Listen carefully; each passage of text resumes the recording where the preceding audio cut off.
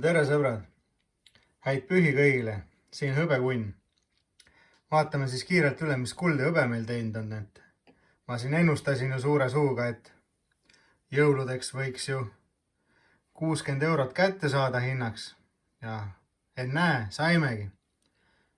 Too hetk, kui ma seda ennustasin, oli hõbeda ühe untsi hind kuskil 50 eurot ja jõuludeks 60 kätte saimegi.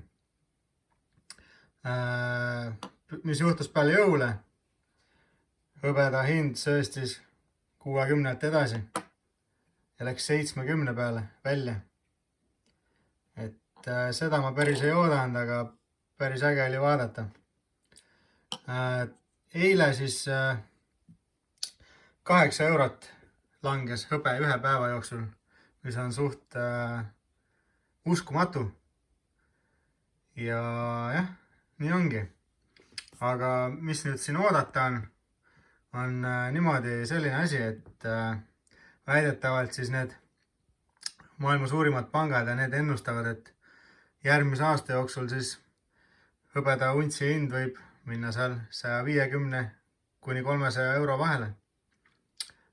Aga enne kõike arvatakse, et ta kuskil sinna 100-150 kanti võib minna.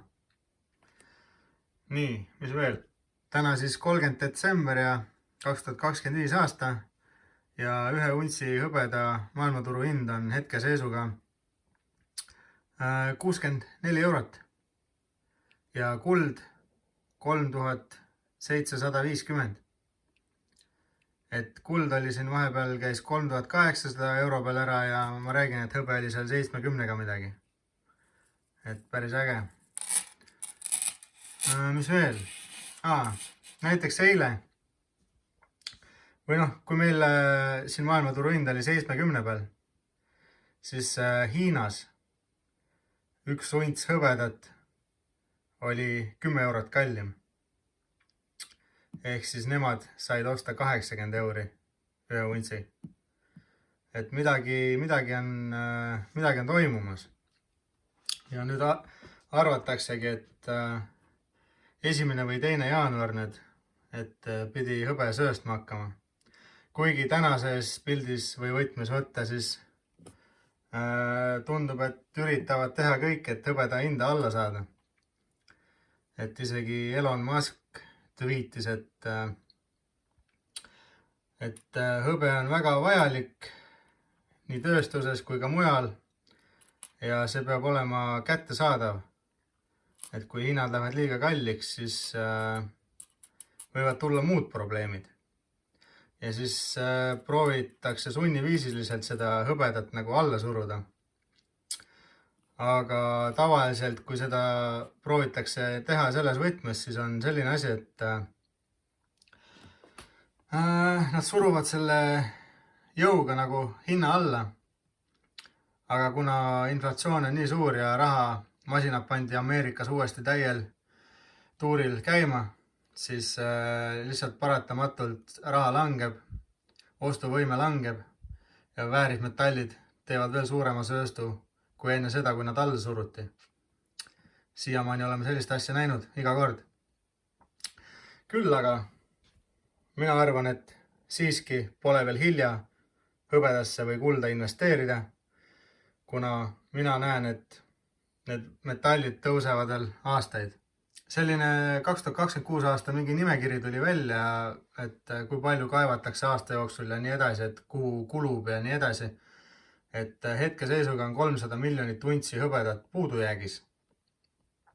Nagu teate, et kõik need elektriautod ja tuulegeneraatorid ja raketid ja meditsiin ja investeerimishõbe ja kõik, et igale poole on vaja seda. Ja 300 miljonit untsi on puudujääk. Ja viimased 4 aastat on meil juba, kui mitte rohkem, oleme puudujäägis olnud juba. Ja see tähendabki seda, et kui on puudujääk ja suur nõudlus, siis hinnad ju tõusevad ainult. Sellised lood. Lisaks on meil veel sõjad käimas. Sõjad on meil käimas siin. Ameerika siin. Täna ma kuulsin jälle mingi kuradi. Äkki oli Venezuelas või? Kindel ei ole. Lasi mingi mingi kuuri seal kuskil sadamas õhku. olukordi on üle maailma igal pool selliseid teravaid. Aga see selleks.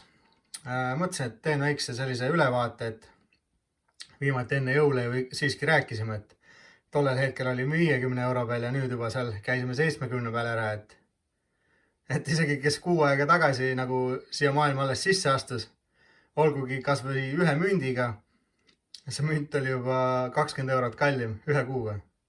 Et mõelge selle peale. Ja nagu öeldud sai, me keegi ei tea, mis juhtub. Aga kui nüüd see 70 on alles mõttetu mingi alguspunkt meil ja õbe lähebki 150 euro peale näiteks järgmise aasta jooksul.